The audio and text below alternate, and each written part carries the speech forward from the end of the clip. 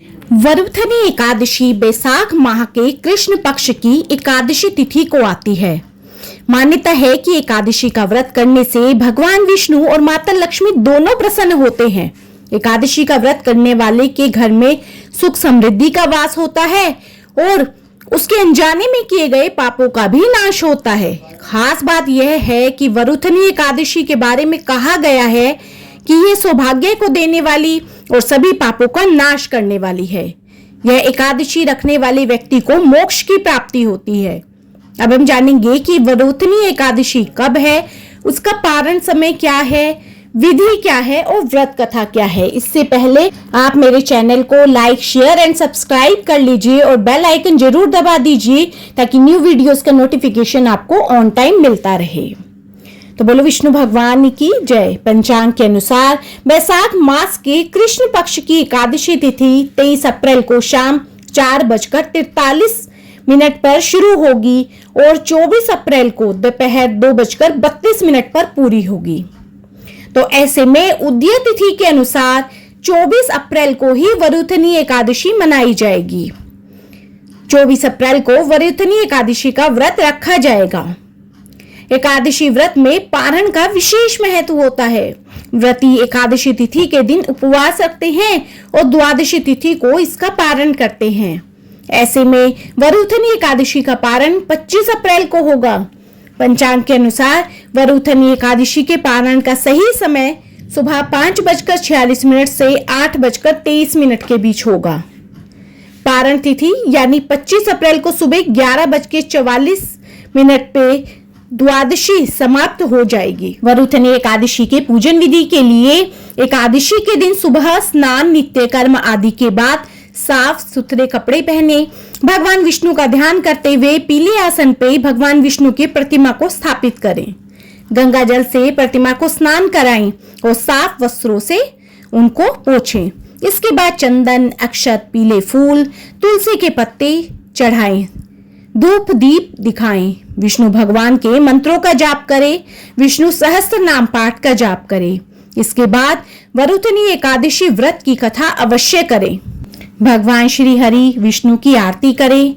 एकादशी व्रत के दिन यथासंभव ओम नमो भगवते वासुदेवाय मंत्र का जाप करें, सदाचरण करें। इस दिन दान आदि का विशेष महत्व होता है। अब हम करेंगे वरुथनी एकादशी व्रत कथा।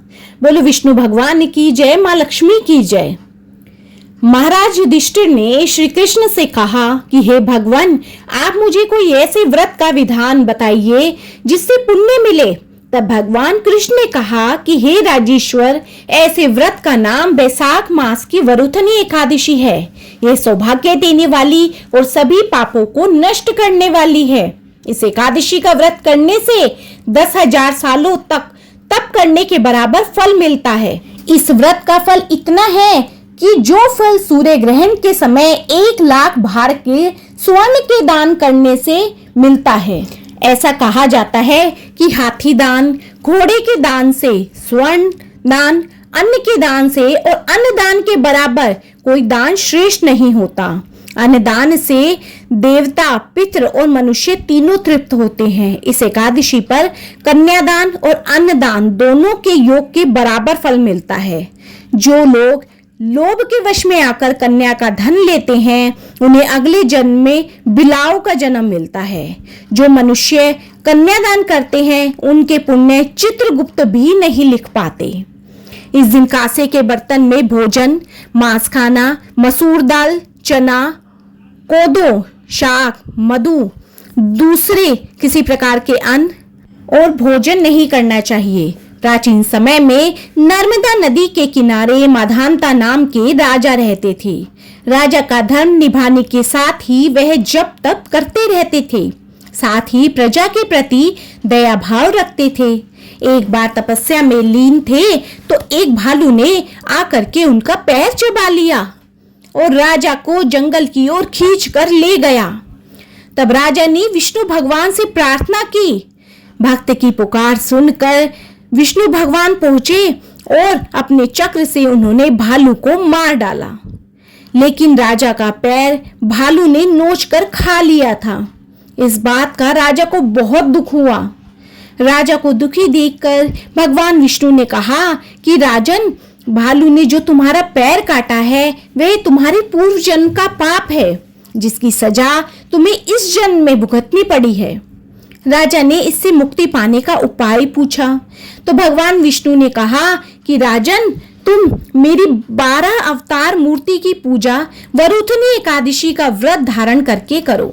इससे तुम्हारे सारे पाप कष्ट कट जाएंगे और व्रत के प्रभाव से दोबारा तुम्हारे ये अंग वापस आ जाएंगे। इसके बाद राजा ने वरुथनी एकादशी का व्रत किया और उसका पैर फिर से सही हो गया। तो बोलो विष्णु भगवान की जय, माँ लक्ष्मी की जय। हे विष्णु भगवान, आपने जैसे राजा के ऊपर कृपा दृष्टि डाली, ऐसे हम सभी के ऊपर कृपा दृष्टि डालिए और हमारे भी कर्म काटिए। और जो भी कोई इस कथा को सुन रहा है या सुना रहा है, उसकी सभी मनोकामनाएं पूर्ण कीजिए, उसके घर में सुख समृद्धि का वास कीजिए। तो बोलो विष्णु भगवान की जय, माँ लक्ष्मी की जय, श्री कृष्ण भगवान की जय। बोलो ओम नमो भगवते वासुदेवाय नमः।